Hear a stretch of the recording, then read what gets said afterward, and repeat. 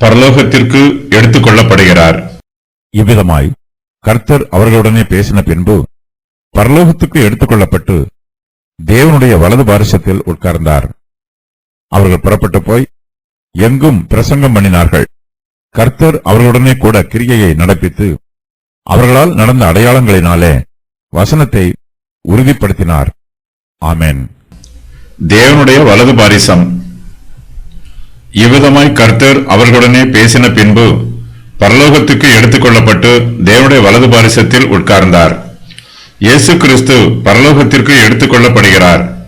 தம்முடைய சீஷர்களுக்கு என்னென்ன காரியங்களையெல்லாம் சொல்ல வேண்டும் என்று விரும்பினாரோ அவை எல்லாவற்றையும் அவர்களுடனே பேசின பின்பு இயேசு கிறிஸ்து பரலோகத்திற்கு எடுத்துக் கொள்ளப்படுகிறார். சீஷர்கள் பார்த்து கொண்டிருக்கையில் அவர் உயர எடுத்துக் கொள்ளப்பட்டார் என்றும் அவர்கள் கண்களுக்கு மறைவாக ஒரு மேகம் அவரை எடுத்துக்கொண்டது என்றும் அப்போஸ்தலருடைய நடவடிக்கைகள் புஸ்தகத்தில் விவரிக்கப்பட்டிருக்கிறது. பரலோகத்திற்கு இயேசு கிறிஸ்து எடுத்துக் கொள்ளப்பட்டு அவர் தேவனுடைய வலது பாரிசத்தில் உட்கார்ந்திருக்கிறார். மகிமை அடைந்தவராக அவர் இப்போது பிதாவோடு அமர்ந்திருக்கிறார். இவ்விதமாய் கர்த்தர் அவர்களுடனே பேசின பின்பு என்னும் இந்த வாக்கியம் மார்க்கு எழுதின சுவிசேஷத்திற்கு உரியவை அல்ல என்று சிலர் கூறுகிறார்கள்.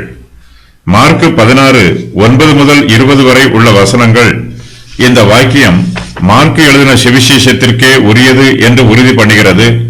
ஒரு சில புதிய ஏற்பாட்டு கிரேக்க சுவடிகளில் மார்க்கு எழுதின சுவிசேஷத்தில் மார்க்கு 16:9 முதல் 20 வரை உள்ள வசனங்கள் இல்லை. விசுவாசத்தை உறுதிப்படுத்துகிறார். அவர்கள் புறப்பட்டு போய் எங்கும் பிரசங்கம் பண்ணினார்கள். கர்த்தர் அவர்களுடனே கூட கிரியையை நடப்பித்து அவர்களால் நடந்த அடையாளங்களினாலே வசனத்தை உறுதிப்படுத்தினார். இயேசு கிறிஸ்து பரலோகத்திற்கு எடுத்துக் கொள்ளப்பட்டு அவர் பிதாவின் வலது பாரிசத்தில் உட்கார்ந்திருந்தாலும் அவருடைய ஊழியம் பூமியில் தொடர்ந்து நடைபெற்று வருகிறது.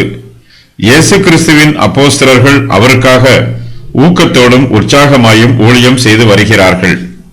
அவர்கள் புறப்பட்டு போய் சுவிசேஷத்தை எங்கும் பிரசங்கம் பண்ணுகிறார்கள். சுவிசேஷத்தின் செய்தி உலகத்தின் செய்திக்கும் மனுஷீகத்தின் செய்திக்கும் முரணானது. சுவிசேஷ செய்திக்கு இந்த உலகத்தில் ஏராளமான எதிர்ப்புகள் உள்ளன. ஆனால் இந்த எதிர்ப்புகள் மத்தியிலும் முரண்பாடான உபதேசங்களுக்கு மத்தியிலும் அப்போஸ்தலர்கள் பயப்படாமலும் வெட்கப்படாமலும் இயேசு கிறிஸ்துவின் சுவிசேஷத்தை பிரசங்கித்து வருகிறார்கள். அப்போஸ்தலர்கள் மனுஷர் மத்தியில் சுவிசேஷ செய்தியை பிரசங்கம் பண்ணும்போது இயேசு கிறிஸ்துவும் அவருடனே கூட கிரியை நடப்பிக்கிறார். அவர்களால் நடந்த அடையாளங்களால் வசனத்தை உறுதிப்படுத்துகிறார். ஜனங்களுடைய சரீரங்களில் இயேசு கிறிஸ்துவின் நாமத்தினால் அற்புதம் உண்டாகிறது. ஜனங்களுடைய உள்ளத்தில் தெளிவு உண்டாகிறது. சுவிசேஷத்தை பிரசங்கித்த பின்பு இப்படிப்பட்ட அடையாளங்களும் அற்புதங்களும் நடைபெற்று சுவிசேஷத்தின் சத்தியம் உறுதி பண்ணப்படுகிறது. பாவிகள் மனம் திரும்புகிறார்கள். பரிசுத்தவான்களுக்கு ஆறுதல் உண்டாகிறது. சுவிசேஷத்தின் செய்தி இன்னும் பிரசங்கிக்கப்பட்டு வருகிறது. அற்புதங்களும் அடையாளங்களும் தொடர்ந்து நடைபெறும். வசனம் உறுதி பண்ணப்படும். இயேசு கிறிஸ்துவின் நாமம் மகிமைப்படும். மனுக்குலத்திற்கு நன்மை உண்டாகும். அப்போஸ்தலர்கள் தங்கள் ஊழியத்தை தொடர்ந்து செய்யும் போது தேவனுடைய ராஜ்யத்தின் எல்லை இந்த பூமியில் விஸ்தாரமாகும். இயேசு கிறிஸ்துவின் கட்டளைக்கு நாமும் ஆமென் என்று கூறி அவருடைய வார்த்தைக்கு கீழ்ப்படிந்து சுவிசேஷ செய்தியை பிரசங்கம் பண்ண வேண்டும். உம்முடைய ராஜ்யம் வருவதாக. உம்முடைய சித்தம் பரமண்டலத்திலே செய்யப்படுகிறது போல பூமியிலேயும் செய்யப்படுவதாக என்று கூறி ஜெபிக்க வேண்டும். விசுவாசிகள் எல்லா இடங்களுக்கும் புறப்பட்டு சென்று கர்த்தருடைய வார்த்தையை பிரசங்கம் பண்ண வேண்டும். கர்த்தர் அவர்களுடனே கூட கிரியை நடப்பிப்பார். அவர்கள் மூலமாக அடையாளங்களும் அற்புதங்களும் நடைபெறும்.